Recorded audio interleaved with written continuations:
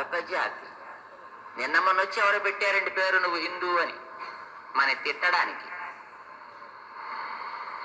మీరు ఆ సింధు హిందూ ఇది పేరు పెట్టుకుంటే ఇప్పుడు ఆ పేరు ఎందుకు వచ్చింది? ఎవడో పెట్టాడు ఒకడు. హిందూ అనే పదానికి అర్థం కాఫిర్ అని అర్థం అండి. కాఫిర్ అంటే దౌర్భాగ్యుడు అని అర్థం. హిందూ అనే పదానికి అర్థం కాఫిర్ అని అర్థం అండి. కాఫిర్ అంటే దౌర్భాగ్యుడు అని అర్థం.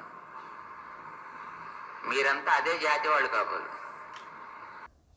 చిన్నజీయర్ గారి మాట ప్రకారం చూస్తే పొద్దున లేస్తే రాధా మనోహర్ దాస్ లాంటి వారు అంటూ ఉంటారు కదా, మేమంతా దౌర్భాగ్యులం, మేము దౌర్భాగ్యులమని గర్విస్తాం, దౌర్భాగ్యులుగానే పుడతాం, దౌర్భాగ్యులుగానే చస్తాం, దౌర్భాగ్యులమంతా బంధువులం అని ఒకటే మొత్తుకుంటూ ఉంటాడు నోరు పోయేటట్టుగా.